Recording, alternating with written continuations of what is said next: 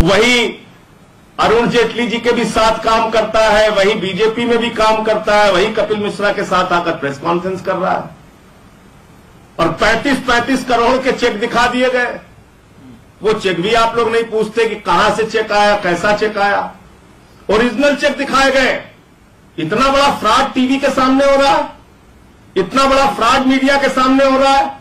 35-35 करोड़ के फर्जी चेक आपको दिखा दिए जा रहे हैं।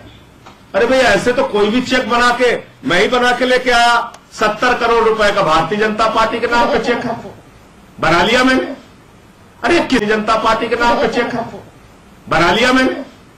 अरे किसका चेक है, किसने दिया है, कोई मतलब नहीं। कॉमेडी सर्कस चल रहा है। 35-35 करोड़ के 2 चेक दिखा दिए गए। तो भाजपाइयों को मैं कहना चाहता हूं, अपने संघी फार्मूले को बंद करो, झूठ बोलने के फार्मूले को बंद करो और कपिल मिश्रा के पीछे से वार करना बंद करो। अगर आपको आम आदमी पार्टी से लड़ना है तो बीजेपी वालों सामने आकर लड़ो, पीछे से वार मत करो, पीछे से साजिश मत करो।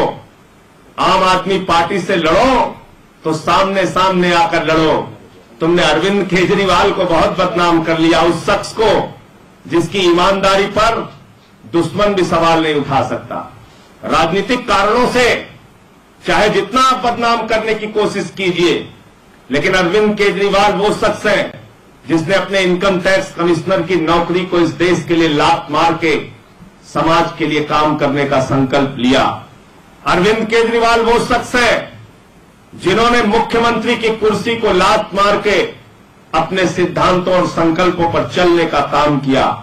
अरविंद केजरीवाल की ईमानदारी पर, आम आदमी पार्टी की ईमानदारी पर प्रश्न चिन्ह लगाने और सवाल उठाने से आम आदमी पार्टी बदनाम और दागदार नहीं हो जाएगी। भाजपाइयों, मैं तुमको समझाना चाहता हूं। और सीईसी, देश के पूर्व मुख्य चुनाव आयुक्त कुरैशी साहब ने एक टीवी के इंटरव्यू में कहा था कि इस देश में सबसे पारदर्शी तरीके से अगर कोई पार्टी चंदा लेती है, ये मैंने नहीं कहा था, या आम आदमी पार्टी के किसी नेता ने नहीं कहा था, पूर्व मुख्य चुनाव आयुक्त कुरैशी साहब ने कहा था कि सबसे पारदर्शी और ईमानदार तरीके से अगर कोई पार्टी चंदा लेती है तो उस पार्टी का नाम है आम आदमी पार्टी। आम आदमी पार्टी ईमानदारी और सच्चाई में यकीन रखती है। आम आदमी पार्टी राजनीति में पारदर्शिता में यकीन रखती है। आम आदमी पार्टी पारदर्शी तरीके से चंदे लिए जाए इस बात में यकीन रखती है। झूठे आंकड़े, झूठे चेक, झूठी बातें करके आम आदमी पार्टी को बदनाम करने की बीजेपी के द्वारा जो कोशिश हो रही है, आम आदमी पार्टी के अस्तित्व को खत्म करने की और समाप्त करने की जो कोशिश हो रही है, अरविंद केजरीवाल को बदनाम करने की जो कोशिश हो रही है और जो आम आदमी पार्टी की मान्यता रद्द कराने की कोशिश हो रही है, हमारी मान्यता को समाप्त, हमारे दल को समाप्त करने की जो कोशिश हो रही है, हम इसकी कड़े शब्दों में निंदा करते हैं, आलोचना करते हैं और भाजपाइयों को और कांग्रेसियों को बाज आने की हिदायत देते हैं। भाजपाइयों, तुम जब भ्रष्टाचार के खिलाफ बोलते हो, कांग्रेसियों जब तुम भ्रष्टाचार के खिलाफ बोलते हो, तो ऐसा लगता है डाकू गब्बर सिंह अहिंसा पर उपदेश दे रहा है। तुमने इस देश के अंदर भ्रष्टाचार के कीर्तिमान स्थापित किए हैं। तुम्हारी पार्टी के नेताओं ने इतने बड़े बड़े भ्रष्टाचार लाखों हजारों करोड़ के किए हैं जिसको पूरा देश जानता है। इसलिए अरविंद केजरीवाल और आम आदमी पार्टी पर प्रश्न उठाने से पहले 100 बार जरा सोच लो, चिंतन कर लो, फिर बोलो। एक मिनट राघव, आप बोलना चाहेंगे? नहीं।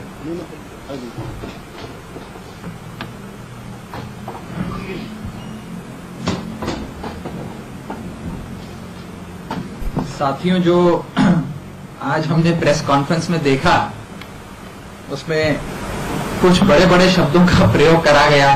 कहा गया ब्लैक मनी, हवाला, स्कैम, आधी रात को डकैती, चोरी, फर्जी कंपनियां, आपके पांव के नीचे से जमीन खिसक जाएगी, महाखुलासा, अरविंद केजरीवाल अब कभी मुख्यमंत्री पद की शपथ नहीं ले पाएंगे, वो बर्खास्त किए जाएंगे, पता नहीं क्या क्या बोला गया। कॉलर पकड़ के ले जाया जाएगा, उनको जेल में बंद कराया जाएगा। मैं भी टीवी चलाकर बैठ गया, मैंने कहा जरा देखूं ऐसी क्या चीज होने वाली है, ऐसा क्या हो गया आम आदमी पार्टी के साथ। और जब देखा तो इतनी हंसी आई और दुख हुआ और दया आई उन भाई साहब पर जो इस प्रकार के आरोप लगा रहे थे, और वो भाई साहब जो उनके साथ बैठे थे।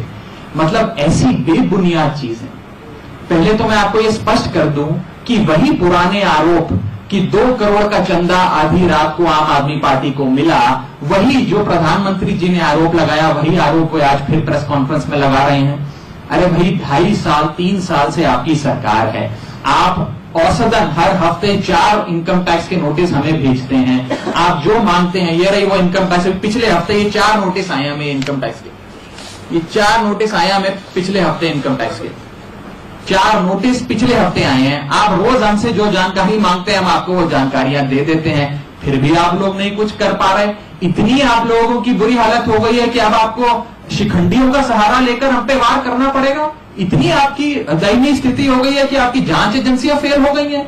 साथ ही साथ मैं ये भी कहना चाहूंगा अपने पत्रकार साथियों को कि जब इस प्रकार की प्रेस वार्ता में कोई इस प्रकार के निराधार और बेबुनियाद आरोप लगाए तो जरा उनसे भी सवाल करिए वो क्या आरोप लगा रहे हैं। आज नया आरोप क्या लगाया, वे ये कह रहे हैं कि आम आदमी पार्टी को 2 कंपनियों से ऐसा चंदा आया जिसका bank account axis bank account में है। और एक्सिस बैंक अकाउंट कौन सा बैंक है? एक्सिस बैंक वो बैंक है जो नोटबंदी के दौरान स्कैनर के अंडर आया था, जिस पे कार्रवाई करी गई थी। अरे भाई, तो पूरे बैंक में जो लाखों बैंक अकाउंट होल्डर हैं, हवाला कर रहे हैं, काला धन कर रहे हैं, इस प्रकार के आरोप लगा रहे हैं और आप लोग भी सुन रहे हैं। दूसरा आरोप वो लगा रहे हैं, हमारे कोई साथी हैं रमेश बेलाकोंडा, कि भाई उन्होंने 6-6 लाख 7-7 लाख करके कई सारे डोनेशंस हमें दे दी। अरे भाई, वो हमारे समर्थक हैं, बेंगलोर के रहने वाले हैं, जाकर आप उनसे उनका इंटरव्यू कर लीजिए, उनसे संपर्क कर लीजिए, उनसे बात कर लीजिए। यदि कोई व्यक्ति अपनी महीने की जो आय होती है उसमें से 6-6 लाख 7-7 लाख हर महीने हमें देता है तो इसमें क्या बुराई है, क्या हर्जा है? वैध तरीके से डोनेशन चेक से आता है, 92% चंदा आम आदमी पार्टी का बैंकिंग ट्रांजैक्शंस के थ्रू आता है। इसमें क्या आरोप, ये आरोप क्या है, ये पॉइंट क्या है? ये तो कुछ ये समझ के परे है, ये दिखाया क्या जा रहा है? बस 1 घंटे की प्रेस कॉन्फ्रेंस में बड़े बड़े शब्दों का प्रयोग, हवाला, काला धन, अब ये हो जाएगा, अरविंद केजरीवाल कुर्सी पे नहीं बनेंगे, आपके पैरों के नीचे से जमीन खिसक जाएगी, आज हम फर्जीवाड़ा सामने रखेंगे। क्या बोला जा रहा है? आप लोग भी थोड़ा सवाल करिए कि भाई साहब आप बोल क्या रहे हैं, आपकी मानसिक स्थिति को क्या हो गया? वो कह रहे विदेशी दौरों पे राघव चड्ढा गया, पार्टी का ट्रेजरर। अरे भाई, जब पार्टी नई भी बनी थी तब भी मैं विदेशी दौरों पर जाता था, उसके बाद भी जाता हूं, अपने पैसे से जाता हूं, अपने परिवार वालों के पैसे से जाता हूं। भगवान की कृपा से हमारे घर में इतना पैसे की किल्लत नहीं है, मैं थोड़े पैसे लेकर विदेशी यात्रा, जब पार्टी नहीं बनी तब भी मैं लंदन में पढ़ाई करता था, जब पार्टी नहीं बनी थी, जब आंदोलन चल रहा था। अभी अक्टूबर के महीने में मुझे इंग्लैंड की सरकार ने इन्विटेशन भेजकर अपने देश में बुलाया था, लंदन में 1 हफ्ता ठहराया था और वहां पे बड़े बड़े मंत्रियों से मिलवाया था, देश के 10 युवा नेताओं को ले गए थे। इस प्रकार की बड़ी सारी ट्रिप्स होती हैं जो बड़े बड़े देश बुलाते हैं, बड़े बड़े ऑर्गेनाइजर कॉन्फ्रेंस के लिए बुलाते हैं। वो कह रहे हैं उसमें पता नहीं काला धन हो रहा है, हवाला हो रहा है, क्या हो रहा है, और आप लोग भी दिखाए जा रहे हैं, आप लोगों की भी विचारों की मजबूरी है। अरे भाई, सवाल तो करिए। वो कह रहे हैं कि भाई एक्सिस बैंक से आपको चेक आया, एक्सिस बैंक वो बैंक है जो नोटबंदी के दौरान जिसपे प्रश्न चिन्ह खड़ा करा गया। अरे भाई, तो क्या हो गया, क्या गुनाह कर लिया? आईबी आपके पास, एनफोर्समेंट डायरेक्टरेट आपके पास, इनकम टैक्स आपके पास, सीबीआई आपके पास, कोई ऐसी जांच एजेंसी नहीं है जो आपके पास नहीं है। हमारे पास एंटी करप्शन ब्रांच थी, वो भी आपने छीन ली, फिर भी आप कुछ नहीं कर पा रहे हो, फिर भी आपको कपिल मिश्रा जैसे लोगों का सहारा चाहिए। ये तो साफ तौर पर आज नजर आ रहा है कि मतलब कपिल मिश्रा और उनके साथ जो साथी बैठे उनके पास एक भी आरोप लगाने के लिए नहीं है। वही पुराने गले बुने आरोप जिनका अब मीडिया में भी रिपोर्ट करना उन लोगों ने छोड़ दिया है, वही चीजें दिखाए जा रहे हैं। जहां तक इनकम टैक्स की कार्रवाई चल रही है, हमें रोजाना नोटिस आते हैं, हम नोटिस की कंप्लायंस करते रहते हैं, देखते हैं ये जर्नी कब तक चलती है। बस मेरा आप लोगों को इतना कहना है कि आप लोग भी थोड़ा जितने सवाल हमसे करते हैं उसका आधे सवाल केवल जो भाई साहब प्रेस कॉन्फ्रेंस आज रोज दिन में 2-3 बारी करते हैं उनसे भी करिए, उनसे पूछिए कि ये क्या आरोप लगा रहे हैं। मतलब आपके चैनल की भी गुडविल स्टेक पर है, आप लोग अगर इस प्रकार के आरोप दिखाते हैं, मुझे तो हंसी आती है। आपका सवाल पहले तो जो आप लोग क्या करते थे वही आप कपिल मिश्रा करते हैं, क्या आरोप बाद में करते रहेंगे, जैसे अभी आप कह रहे हैं हम लोग भी पहले आपको इसी तरह दिया करते थे, तो अब आपको कोई तकलीफ भी हो रही है जब वो चीज हो रही है। दूसरी, कपिल मिश्रा ने आम आदमी पार्टी के फंडिंग पर सवाल खड़ा किया है, तो उसमें बीजेपी कहाँ से आई, ये हो जाती है। ये तो बीजेपी इसमें इसलिए आई है कि आम आदमी पार्टी की फंडिंग पर सवाल वही उठा रहे हैं कपिल मिश्रा, जो सवाल समय समय पर बीजेपी उठाती रही है। देश के प्रधानमंत्री ने उठाया था यही सवाल। देश के प्रधानमंत्री ने कहा था काली रात का काला धन, आप लोगों को याद होगा, और इसी 2 करोड़ के चंदे का सवाल उठाया था, जो चंदे का सवाल आज कपिल मिश्रा उठा रहे हैं। तो बीजेपी की ही भाषा कपिल मिश्रा बोल रहे हैं, बीजेपी के साथ मिलकर गहरी साजिश कर रहे हैं। ये बात मैं पहले से कह रहा हूं। अभी कुछ दिनों पहले यही चंदे का सवाल लेकर मनोज तिवारी और बीजेपी का प्रतिनिधिमंडल इलेक्शन कमीशन से मिला था और कह रहा था कि भारतीय जनता पार्टी मांग करती है कि आम आदमी पार्टी की मान्यता रद्द की जाए। इनको खतरा सिर्फ आम आदमी पार्टी से है। ये कांग्रेस की मान्यता नहीं रद्द कराने की बात करते, ये देश के किसी राजनीतिक दल को खत्म नहीं करना चाहते। इनका मकसद है आम आदमी पार्टी की मान्यता को रद्द कराना।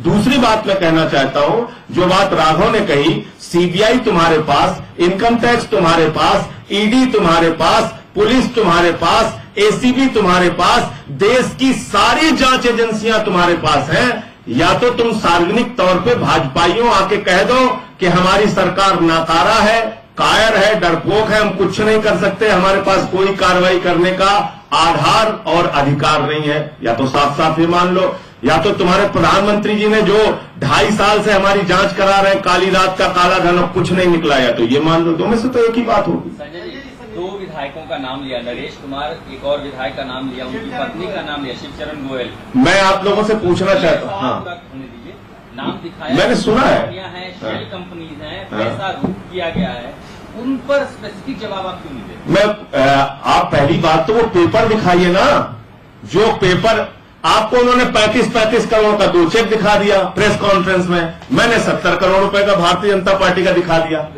अभी कहीं 170 करोड़ का बना के लेके आ जाऊं, दिखा दूं, तो मतलब कॉमेडी सर्कस थोड़ी चल रहा है। वो पेपर लेकर आइए, जिस पेपर को उन्होंने दिखाया, जिसमें वो नरेश यादव की पत्नी के नाम कंपनी की बात कर रहे हैं, जिसमें वो शिवचरण गोयल एमएलए की कंपनी की बात कर रहे हैं। कृपा करके पत्रकार बंधुओं से मेरा निवेदन है, वो कागज लेकर आइए और फिर उसका एकदम आधिकारिक तो कपिल मिश्रा के सवालों और आरोपों पर आम आदमी